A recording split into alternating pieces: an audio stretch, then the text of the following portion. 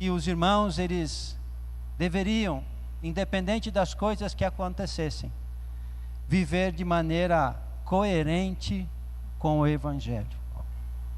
Independente se Paulo saísse da prisão, ou se ele acabasse sendo executado na prisão, o que de fato veio a acontecer, Paulo diz: vivam de maneira coerente com o Evangelho de Jesus.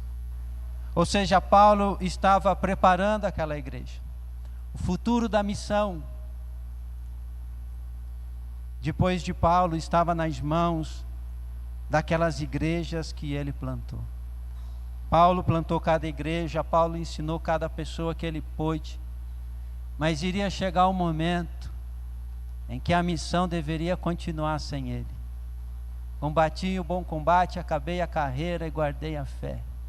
Um dia o Senhor recolheu Paulo e ficou a cargo dos irmãos que foram por ele alcançados a responsabilidade de continuar a missão. Paulo está instruindo os irmãos, dizendo o seguinte: para que vocês sejam uma igreja completa, falta algo a vocês. Ele estava feliz pelaquilo que ele já podia ver na vida daquela igreja, do desenvolvimento e do seu comprometimento com o reino de Deus. Os primeiros versículos do capítulo 1 mostram a alegria de Paulo, dizendo: vocês têm cooperado desde o início. Paulo estava muito feliz e orava constantemente em favor daqueles irmãos, mas Paulo chega num ponto em que ele diz que haviam coisas que, se não fossem resolvidas no meio daquela igreja, com certeza afetariam o progresso daqueles irmãos. Isso é o que Paulo vai chamar mais abaixo, no verso 5 do capítulo 2, de ter a mesma atitude de Jesus, ou como na Nova Almeida Atualizada diz, o mesmo modo de pensar de Jesus. Aquela igreja só não era completa porque lhes faltava um pequeno detalhe. E é sobre esse modo de ver as coisas que eu quero falar com vocês essa noite. Sobre a maneira como eu e você enxergamos as situações da nossa vida. E o Paulo, ele começa o texto que nós lemos trazendo um argumento que para mim ele é muito profundo, digamos assim. O dia que meditei, isso mexeu demais comigo. Paulo começa o capítulo 2 dizendo: se por estarmos em Cristo. E talvez esse é o tipo de coisa que nós muitas vezes não prestamos atenção, não no texto, mas na condição em que nós vivemos, naquilo no qual nós estamos envolvidos. E eu pergunto para vocês, irmãos, o que na sua opinião significa estar em Cristo? Se eu dissesse a vocês, já que nós estamos em Cristo, e complementasse com algumas coisas, o que você entenderia por isso? Muitos entendem estar em Cristo como ter encontrado o caminho, a verdade, a vida, para resolver os seus problemas. O caminho, a verdade, a vida, para escapar da condenação do inferno. Se nós fizermos uma pesquisa, talvez a maioria, talvez uma grande quantidade, não tem como calcular esse número, vai responder que estar em Cristo significa ter benefícios. Encontrar uma forma de alcançar benefícios para essa vida, de encontrar facilidades, de encontrar meios de ser abençoado.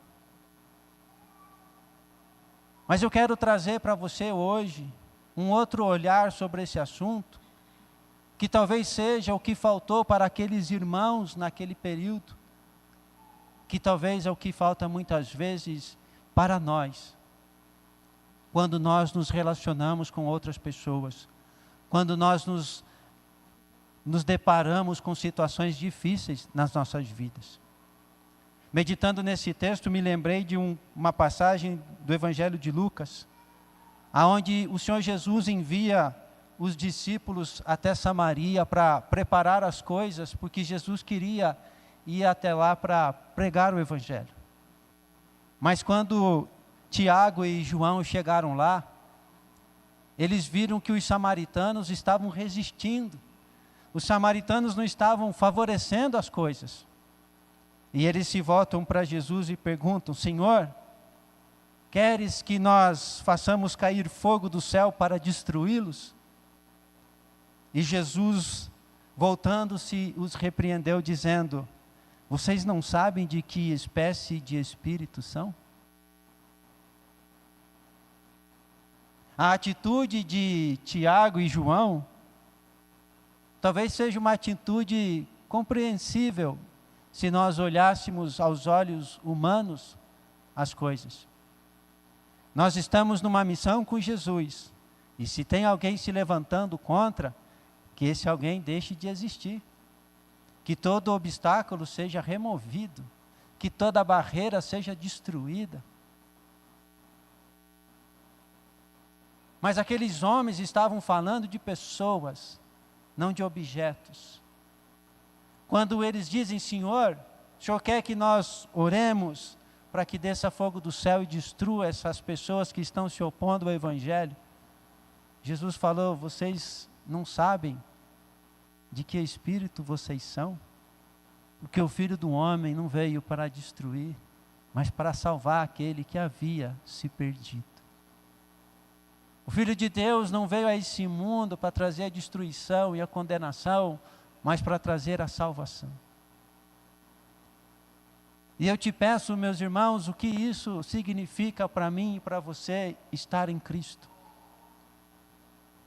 Estar em Cristo é muito mais do que encontrar um meio de ser abençoado, um meio de ter uma qualidade de vida melhor, um meio de conquistar dinheiro, um meio de conquistar saúde, um meio de fazer aquele seu marido cabeça dura mudar o seu jeito de ser e se tornar um príncipe, de fazer aquela sua esposa que não te apoia se tornar uma princesa. O Evangelho é muito mais do que isso, estar em Cristo é muito mais do que isso, é muito mais do que passar na faculdade, do que encontrar um emprego. Estar em Cristo é ser um com Jesus. Meditando sobre isso, o Senhor me levou até 1 Pedro capítulo 2 e eu aconselho você, leia esse capítulo. Leia com atenção, leia com paciência, leia meditando esse capítulo. Mas de uma forma resumida, Pedro diz para a igreja abandonar a maldade e buscar o crescimento espiritual. Por causa de um motivo, irmãos. Nós somos a geração eleita, o sacerdócio real, a nação santa, o povo de propriedade exclusiva de Deus.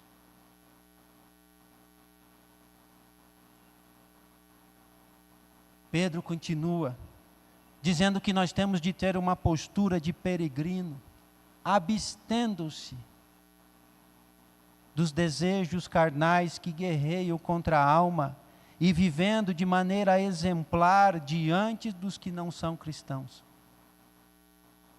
Porque antes vocês eram como ovelhas desgarradas, cada uma seguia pelo seu caminho, cada uma fazia o que queria da vida, o que achava que era melhor.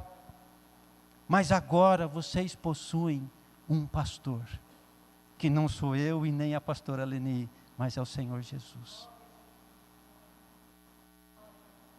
Estar em Cristo, meus irmãos, é muito mais do que nós frequentarmos o culto aos domingos, do que nós participarmos lá do grupo que lê a Bíblia, do que nós virmos aqui na quarta-feira estudar a palavra. Estar em Cristo é ser de um povo, é ser parte de um povo. Estar em Cristo é ter um pastor.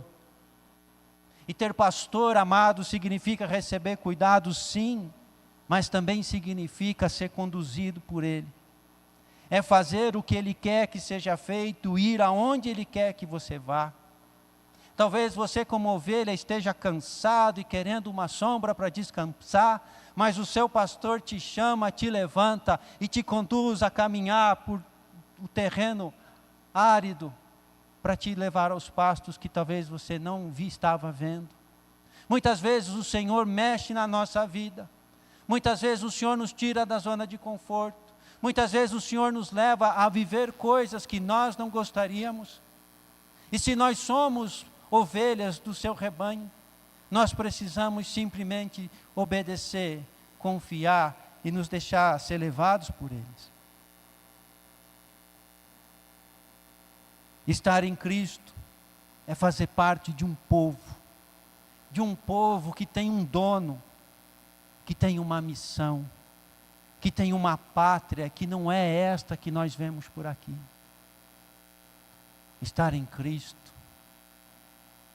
é estar unido com Jesus numa missão. Estar com Cristo é vencer o mundo com Ele, é superar o pecado, é abster-se das tentações, dos desejos carnais. Mas aí eu pergunto para você, irmãos, nós já sabemos de tudo isso.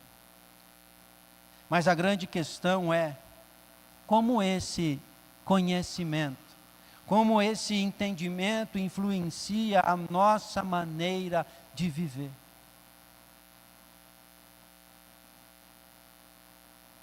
Estar em Cristo, o que muda isso na sua vida? O que muda na sua vida todas as vezes que aquele ímpeto da velha natureza se inflama dentro de você?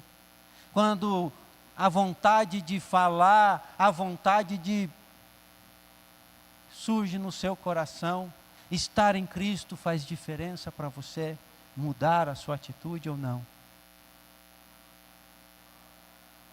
Se por estarmos em Cristo, diz Paulo, nós temos alguma motivação, alguma exortação de amor, alguma comunhão do Espírito, alguma profunda afeição e compaixão. Nós temos todas estas coisas, mas se elas forem só o conteúdo da Bíblia, elas não vão fazer diferença alguma na nossa vida.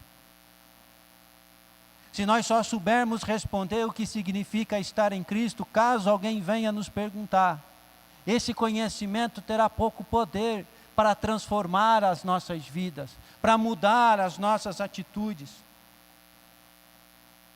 Paulo começa esse capítulo apelando para a consciência dos seus ouvintes. Se nós estamos em Cristo, isso precisa fazer a diferença na nossa vida. Nós não podemos mais ser os mesmos. Nós não podemos ser parecidos com aqueles que não estão em Cristo.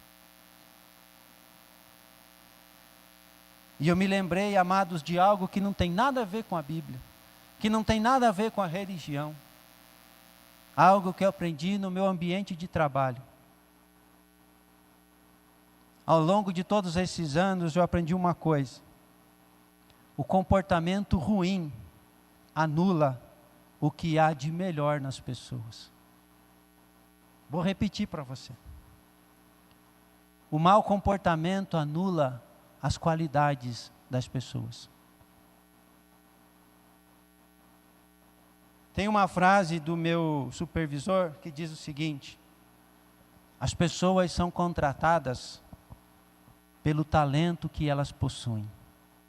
Um bom mecânico, um bom agrônomo, um bom vendedor. Mas elas são demitidas pelo comportamento que apresentam. De nada adianta você ter ao seu lado a pessoa que tem as melhores habilidades, se o comportamento dela só prejudica o bom andamento do corpo.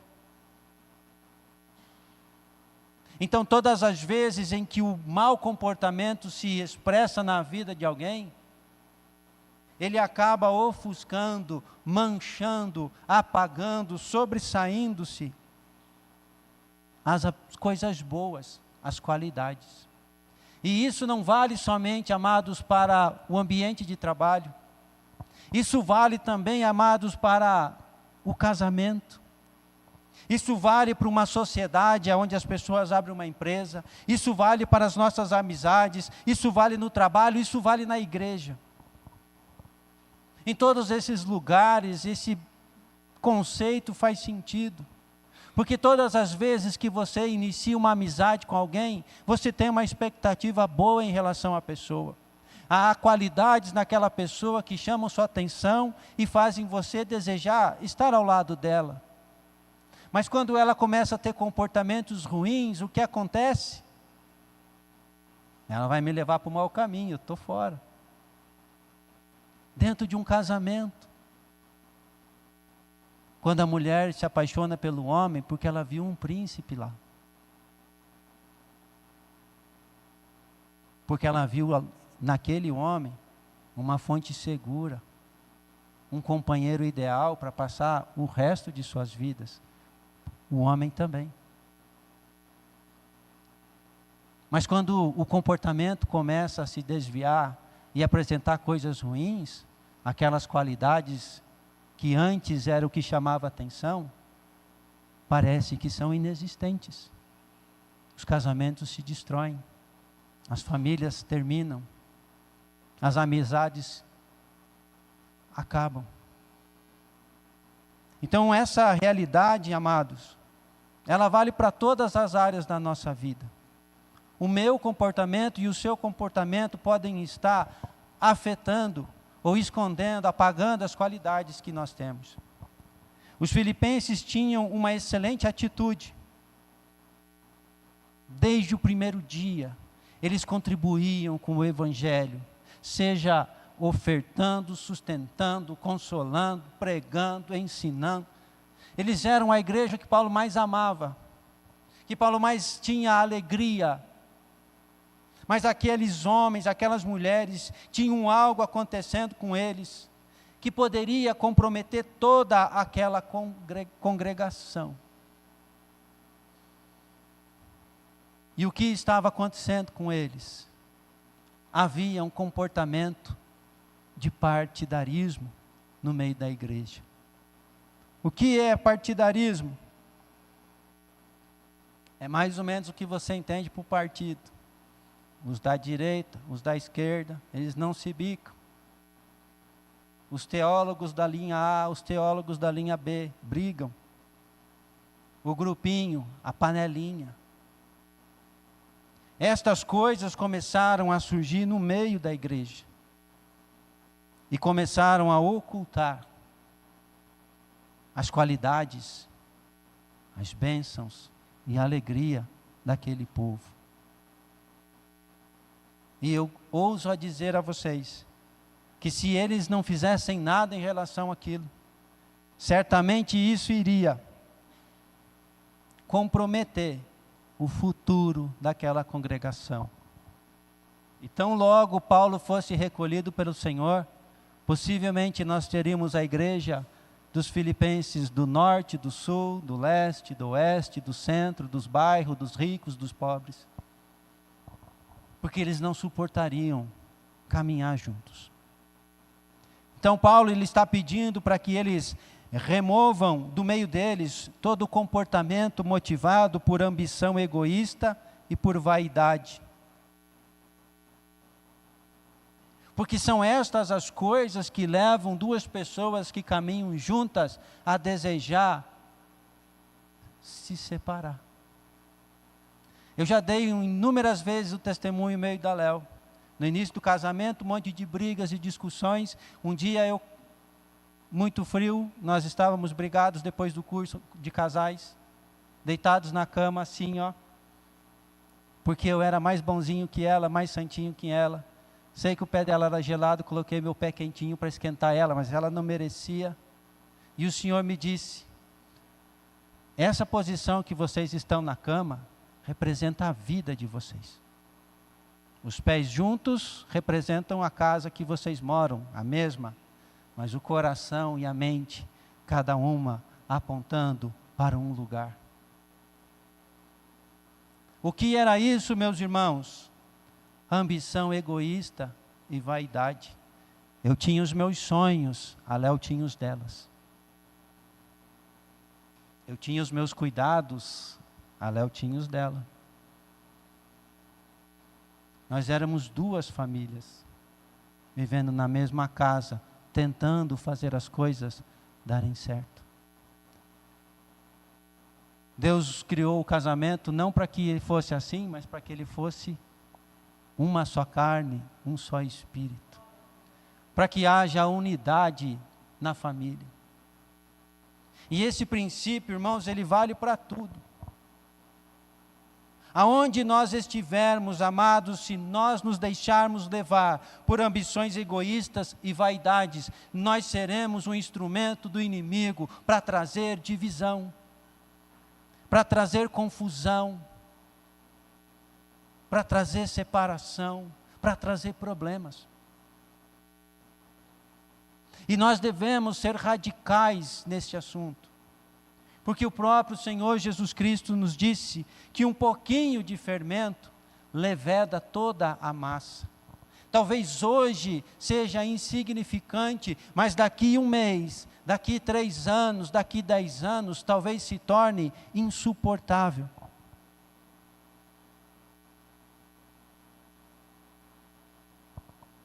E aí eu pergunto, o que acontece que nós não nos damos conta de que essas pequenas coisas são capazes de anular toda a obra que Deus deseja realizar na nossa vida? Os filipenses não tinham nenhum erro doutrinário para Paulo corrigir.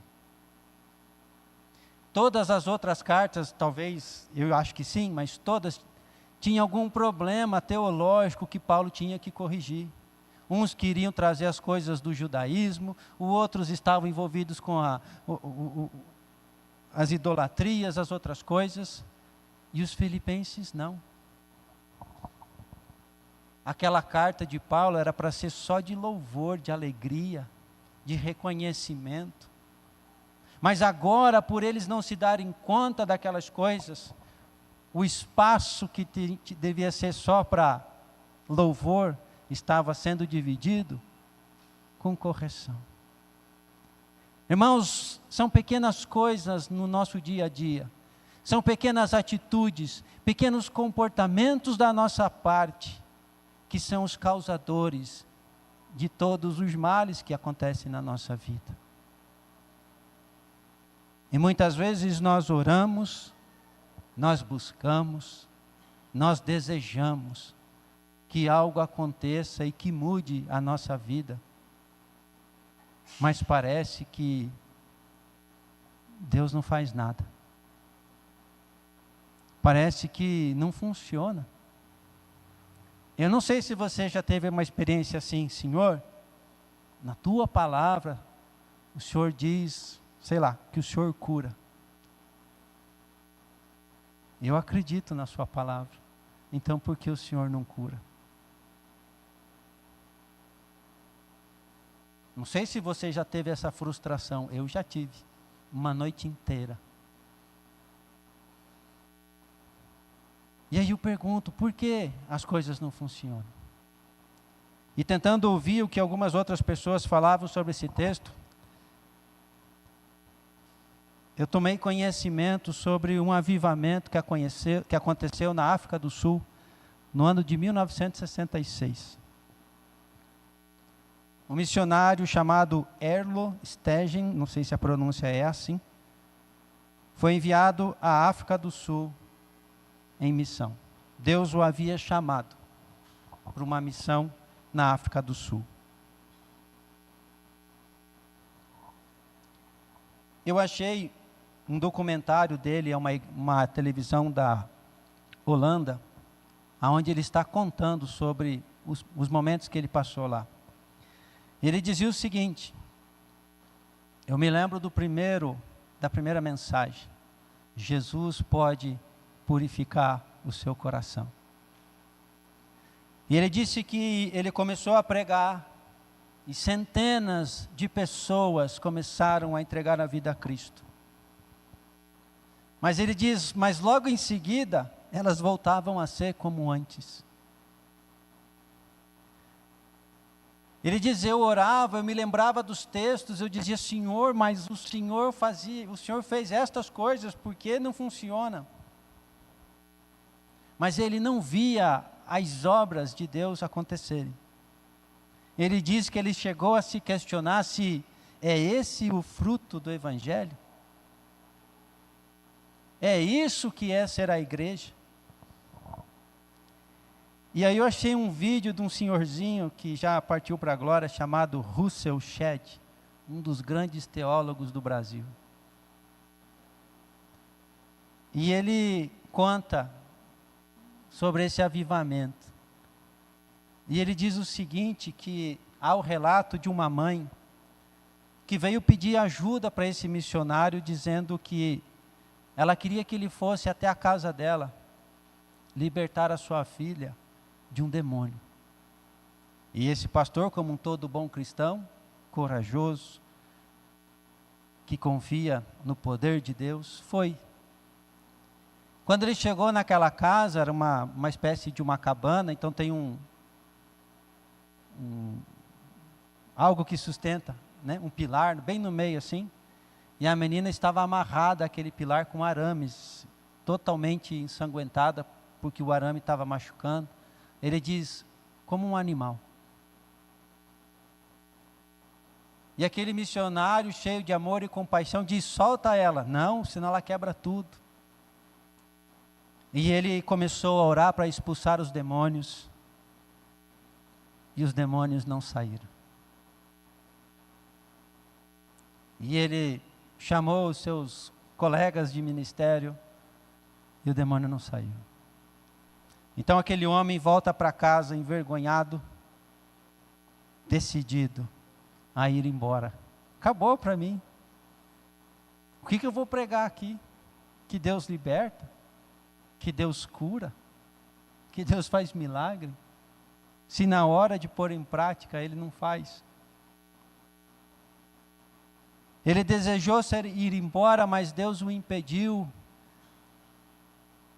E quando Deus o impediu, ele passou a buscar o Senhor, junto com a sua igreja. E ele diz assim, nós clamávamos diante de Deus, para que Ele nos capacitasse, para que nós fôssemos iguais à igreja de Atos dos Apóstolos. Ao final de um período de busca, algo extraordinário aconteceu. Aquele missionário foi convencido por Deus dos seus pecados. Aquele missionário entendeu no Senhor que ele tinha um comportamento racista e orgulhoso. Deus o enviou àqueles povos que tinham uma cor de pele diferente da dele. E ele, sem saber, sem perceber, sem ter noção, tinha um comportamento racista. Um homem de Deus. Aquilo fez com que ele caísse em quebrantamento e arrependimento diante do Senhor. E na manhã seguinte, bateram na sua porta 6 pessoas. E ele disse, o que vocês querem? Nós viemos aqui para você nos libertar dos demônios que nos atormentam. Eu não consegui nem com uma, agora são 6. Só que naquele dia, as coisas foram diferentes.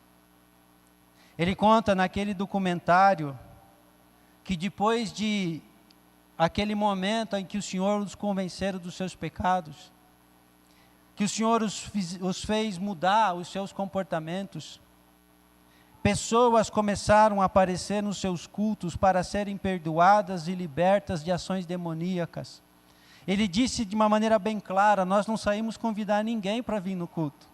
Nós não fizemos nenhum tipo de publicidade, nem panfleto evangelístico. Simplesmente as pessoas saíam das suas aldeias, dos montes onde elas moravam, e vinham até nós, pedindo para acertar as suas vidas com Deus. E ele disse, mas quem mandou vocês vir aqui? E elas diziam, ninguém.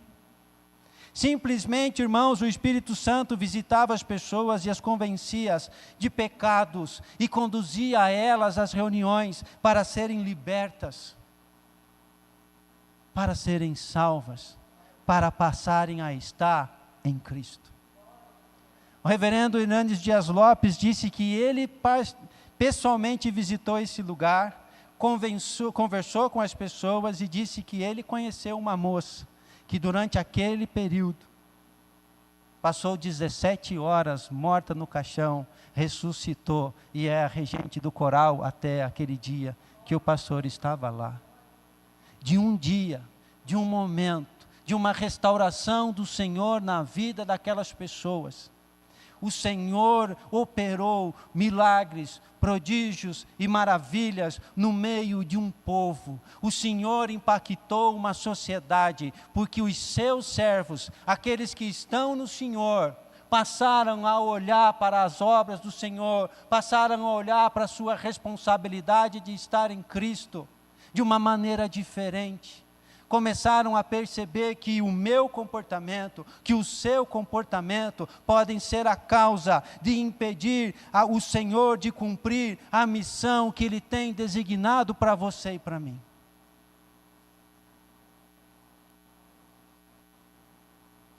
Havia um chamado de Deus para aqueles homens.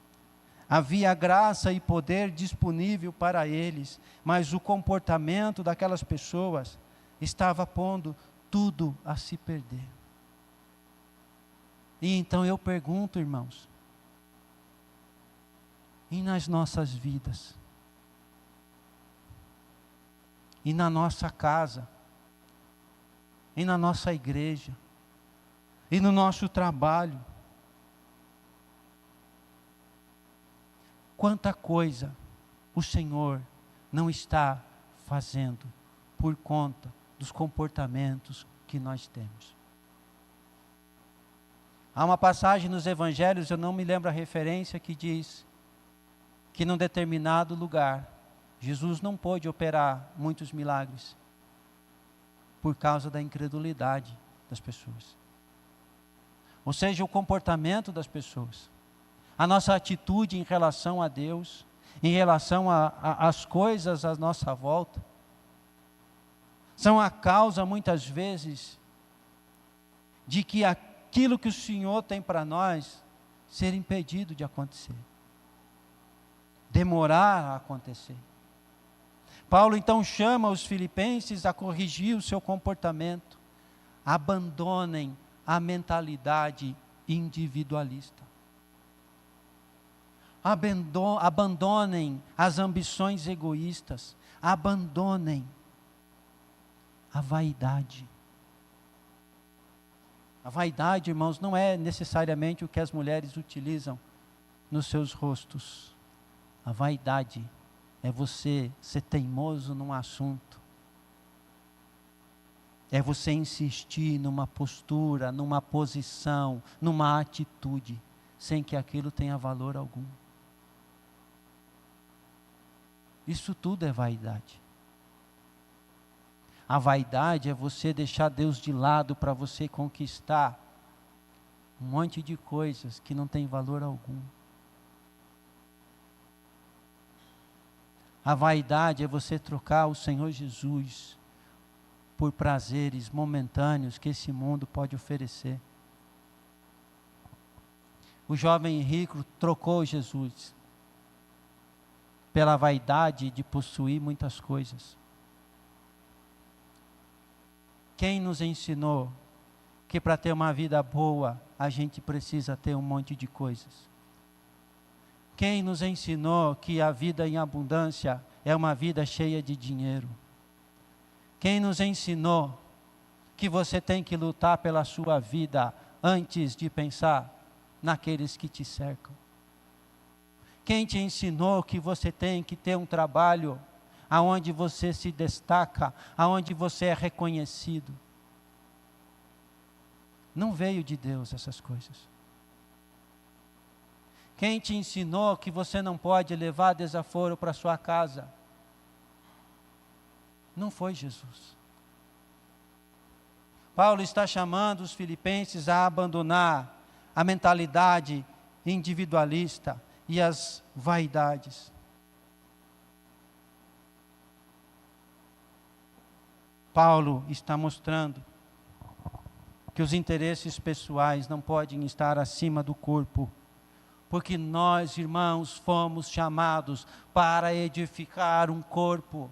Nós fomos chamados para edificar uma casa espiritual, um reino de sacerdotes do Senhor, uma nação santa, um povo escolhido, pessoas que se diferenciam, pessoas que esse mundo não é digno delas. Mas nós temos muitas vezes colocado os nossos interesses acima dos interesses de Jesus.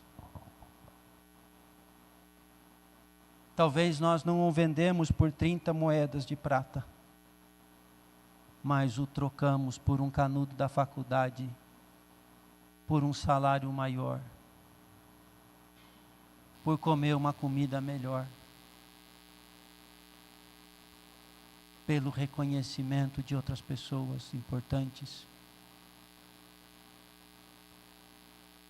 Pastor Hernandes Dias Lopes diz que a obra de Deus não pode avançar quando cada um puxa para um lado, quando cada um busca mais os seus interesses do que a glória de Cristo. Na igreja de Filipos haviam ações desordenadas. Eles estavam lutando pelo Evangelho, mas não juntos. E isso colocava em risco a continuidade daquela congregação. Irmãos, é esse tipo de coisa que destrói congregações, casamentos. São esses tipos de coisas que fazem com que filhos não sigam por um bom caminho. Na maioria das vezes, o que causa essas coisas são comportamentos incorretos de pessoas que deveriam estar ali, fazendo um trabalho para Deus. Paulo chama os filipenses a lutar por algo que talvez seja estranho em nossos dias.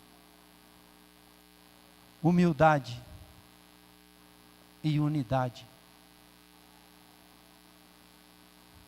O pensamento grego diz que a humildade é uma fraqueza. Que dirá se eles lessem esse texto aqui, considerem os outros superiores a si mesmo. Não tenham em vista somente os seus interesses, mas também os interesses dos outros. O que isso quer dizer? Quer dizer que eu tenho que me rebaixar diante das pessoas? E muitas vezes, irmãos, é esse o pensamento que nos impede de viver o que a palavra nos diz. Ser humilde não significa ser pior. Ser humilde não tem nada a ver com dinheiro. Ser humilde tem a ver com valor. Ser humilde tem a ver com valorizar as pessoas. Eu posso ter mais estudo, eu posso ter mais dinheiro, mas isso não me faz alguém melhor do que o outro que não tem. E quando eu dou valor a essa pessoa, eu estou sendo humilde. E quando Paulo fala, considerem os outros superiores, Paulo está falando de valor. E se nós não vivemos isso, se nós ficarmos valorizando mais a nós do que os outros, o nosso comportamento continuará sendo individualista. Porque se eu tenho mais valor do que você, eu não vou perder meu tempo. Eu não vou me preocupar se você vai gostar ou não vai gostar do que eu vou dizer, do que eu vou fazer. Mas se você tem valor para mim, toda palavra será pensada. Toda atitude será calculada. Porque você tem valor. Quer um exemplo? Se Jesus fosse visível aos seus olhos e caminhasse com você todos os dias, suas atitudes mudariam? Com toda certeza. Naquele momento que aquela pessoa te dá aquela flechada no trânsito que você, e Jesus do seu lado, você imagina, olha só, todo mundo erra. Você não ficaria humilde? Por quê? Porque do meu lado está alguém mais valioso que eu. Na minha casa, talvez eu não tenha paciência de lidar com a minha esposa. E quando eu vou falar com ela, eu já falo alto, já grito, já berro. Mas quando o meu chefe chega lá no meu trabalho para me chamar a atenção, eu pareço um cordeirinho. Por quê? Porque ele tem valor para mim. Porque eu dependo dele. Isso é valor. O Senhor Jesus nos disse o seguinte: ame o teu próximo como a você mesmo. O que isso significa? Dê à vida do outro o mesmo valor que você dá à sua. Pare e pensa comigo, irmão, se nós fizéssemos isso. Alguma vez eu faria alguma coisa para te ofender? Jamais. Porque você é tão precioso quanto eu. Alguma vez eu teria alguma reação que gerasse violência? Nunca. Porque eu amo tanto você. Agora pensa isso, irmãos, sendo algo que fluísse da vida de todos os cristãos no mundo. Eu não sei o número de cristãos no mundo, mas são bilhões. Irmãos, quantas guerras, quantos crimes, quanta desigualdade social, quantas divisões, inimizades e quantos divórcios seriam evitados, o mundo seria outro. Se nós aprendêssemos a valorizar a vida dos outros. Na igreja de Filipos, havia uma divisão. Evódia e Sintique. Duas mulheres que Paulo elogiou muito, de repente, deixaram de valorizar uma a outra. Passaram a ter ações individualistas, passaram a agir segundo os seus próprios interesses e não conforme o corpo. E o que estava acontecendo? Uma divisão na igreja. Muitas vezes, irmãos, nós queremos que haja um avivamento sobre as nossas vidas. Nós queremos que haja um derramar de bênçãos sobre as nossas vidas. Nós queremos que o Senhor nos use para realizar sinais, prodígios e maravilhas. Só que nós continuamos rebeldes na coisa mais básica que o Senhor pediu. Ame o teu próximo como a ti mesmo. O coração daquele missionário na África tinha coisas que o impediam de amar aquelas pessoas, de valorizar aquelas pessoas. A obra de Deus não estava sendo realizada na vida dele. E assim, muitas vezes, é com a nossa vida. Então, terminando o texto que a gente leu, Paulo diz o seguinte: tenham entre vocês o mesmo modo de pensar de Cristo Jesus. E aqui, meus irmãos, está o segredo de uma igreja que amadurece, que avança, de um casamento que é bem sucedido, de filhos que são muito bem criados. Tenham o mesmo sentimento ou a mesma atitude de Cristo Jesus. Diz Paulo que, embora sendo Deus, ele não considerou que ser igual a Deus era algo que havia de apegar-se. Mas ele abriu mão dos seus direitos, ele esvaziou a si mesmo, vindo a ser servo, tornando-se semelhante aos homens. E sendo encontrado em forma humana, humilhou a si mesmo, foi obediente até a morte, e morte de cruz. Jesus colocou o seu relacionamento com o Pai e a missão que ele tinha acima de todas as coisas. Ah, a pastora está me ofendendo. Mas o que é isso? Diante do mandamento do meu Senhor, dizendo: ame o teu próximo, perdoa ele, como o Senhor te perdoou. Que valor há, irmãos, para uma ofensa de uma pessoa que pode sobrepor a palavra do nosso Deus?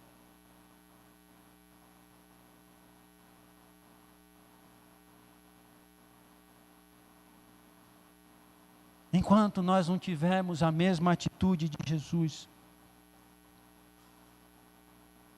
nós não seremos um cristão completo. Enquanto nós não entendemos o que é estar no Senhor, o que é estar em Cristo, enquanto nós só estivermos atrás de buscar coisas para acrescentar na nossa vida, enquanto as nossas motivações forem sempre egoístas, individualistas, ambiciosas, vaidosas, as coisas do Senhor não irão acontecer na nossa vida.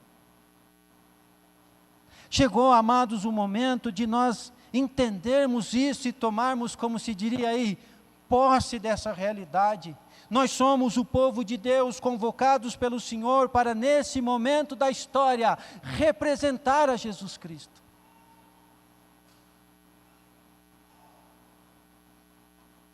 E não para ficar rico às custas dele. Tem um livro que eu comprei, chegou essa semana, não comecei a ler, a Léo começou, que o título do livro é O Homem que Deus Usa. E eu comprei esse livro não por causa do título, mas por causa do subtítulo, que diz o seguinte: nada mais trágico do que chegar ao fim da vida e saber que tomamos o caminho errado. Nada mais trágico, irmãos, do que chegar diante de Cristo um dia e ser lembrado por Ele naquele momento trágico que nós gastamos a nossa vida correndo atrás de dinheiro, sossego e tirar vantagem por ser parte do povo de Deus, enquanto muitos irmãos estão pagando com a própria vida para cumprir os propósitos de Deus e para ter a mesma atitude e o modo de pensar de Jesus. Cada um de nós aqui possui, amados, bons testemunhos. Cada um de nós aqui foi dotado por Deus de excelentes habilidades, de coisas que devem servir para a glória do Senhor. Mas nós não podemos deixar que o nosso comportamento seja uma mancha naquilo que o Senhor projetou para ser usado para a glória dEle. Nós somos falhos, somos. Mas nós estamos hoje diante daquele que pode curar, libertar, salvar e transformar as nossas vidas. E se você quer uma mudança na sua vida, assim como eu quero convidar você a se colocar de pé. Eu quero convidar você a entregar a sua vida a Cristo, não para salvação, mas para ser transformado por Ele. A você dizer: Senhor, talvez eu tenha sido egoísta, ou quem sabe, Senhor, eu nem tenho noção se eu sou. Talvez eu nem saiba que os meus comportamentos impedem o teu agir na minha vida. Como aquele missionário que não tinha noção da gravidade das coisas que ele tinha no seu coração. Eu quero te incentivar a orar hoje e pedir para que o Senhor sonde o teu coração. Para que o Senhor traga entendimento a você dos seus pecados. Para que o Senhor traga quebrantamento às nossas vidas. Para que o Senhor traga arrependimento das coisas que nós temos feito com aquilo que era para ser para a sua glória, mas que hoje nós estamos usando para trazer glória à nossa vida. Senhor, em nome de Jesus, nós te louvamos, Pai. Nós te agradecemos, Senhor, pela tua palavra. Nós te agradecemos pelo teu cuidado. Nós te agradecemos, Pai, porque sempre há tempo, Senhor, de mudar as coisas. Sempre há tempo, Pai, de começar de novo. E quem sabe eu, Senhor Deus, depois de todos esses anos, Senhor, tenho vivido, tenho caminhado, Pai, carregando comigo uma série de pensamentos egoístas, ambições, Senhor Deus, que não deveriam fazer parte da minha vida. E eu quero pedir a Tua graça, Pai, sobre a minha vida, sobre a vida dos meus irmãos, Senhor, para que nós possamos hoje ser, Senhor Deus, transformados por Ti. Pai, eu te peço em nome de Jesus, que o Senhor traga sobre as nossas vidas, Pai, um convencimento de pecados, que o Senhor traga sobre a nossa vida um quebrantamento, que o Senhor traga sobre a nossa vida arrependimento, que o nosso riso possa se tornar em lágrimas diante de Ti, Pai. Não, Pai, porque o Senhor deseja a nossa tristeza, mas porque nós desejamos uma novidade de vida, porque nós desejamos, Senhor Deus, viver, Pai, as coisas que o Senhor tem para nós, porque nós, Senhor Deus, queremos romper, Pai, com as amarras destas coisas que nós acumulamos ao longo das nossas vidas e que são um peso a ser carregado todos os dias. Nós queremos romper, Pai, com o pecado que nos escraviza, com as coisas que nos mantêm, Pai, tendo comportamentos que não condizem com a realidade de quem nós somos, o povo de Deus. Pai, em nome de Jesus, estende as Tuas mãos sobre as nossas vidas e derrama da Tua graça, porque o Senhor, Pai, é aquele que nos sara, que nos cura, que nos liberta e que nos transforma. Nós Te louvamos, Senhor. Nós Te adoramos, Senhor. Nós dizemos que Tu és o nosso Senhor, Pai. Transforma as nossas vidas, em nome de Jesus. Amém.